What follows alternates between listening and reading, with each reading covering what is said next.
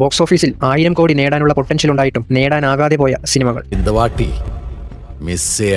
Third പ്ലേസിൽ Baahubali the beginning. 2015 Indian cinema ലോകത്തെ തന്നെ ഒന്നടങ്കം ഞെട്ടിച്ച സിനിമ. 4 ഭാഷകളിലായി 4000-ലധികം സ്ക്രീനുകളിൽ റിലീസായ ചിത്രം. എന്നാൽ ബാഹുബലിയുടെ ഫൈനൽ കളക്ഷൻ 650 കോടി മാത്രം. 2015 ടിക്കറ്റ് വിലയും മറ്റും കണക്കാക്കിയാൽ 1000 കോടി കുറച്ച് കടുപ്പമാണെങ്കിലും 2015 തന്നെ പുറത്തിറങ്ങിയ ബജ്റംഗി ഭായ്ജാൻ എന്ന സൽമാൻ ഖാൻ ചിത്രം അന്ന് നേടിയത് 900 കോടിക്ക് മേലെ.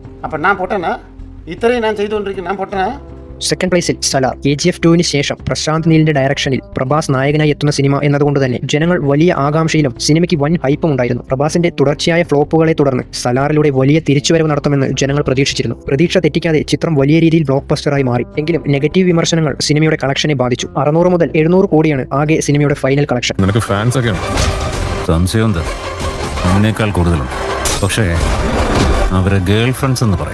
ഫസ്റ്റ് പ്ലേസിൽ കാന്താര ചാപ്റ്റർ 1. സിനിമയുടെ മേൽ ജനങ്ങൾ വെച്ചിരുന്ന പ്രതീക്ഷയ്ക്കും റിലീസിന് മുൻപ് പടത്തിന് കിട്ടിയ ഹൈപ്പിനും 100% നീതി പുലർത്തിയ സിനിമ. എല്ലാവരും 1000 കോടിക്ക് മുകളിൽ കളക്ഷൻ പ്രതീക്ഷിച്ച സിനിമ പക്ഷേ നേടിയെടുത്തത് 900 കോടിയോളം മാത്രം. റിലീസായ ആദ്യ ദിവസം തന്നെ വൻ പോസിറ്റീവ് റെസ്പോൺസോടുകൂടി ചിത്രം ജനങ്ങൾ ഇരു കൈയും നീട്ടി സ്വീകരിച്ചു.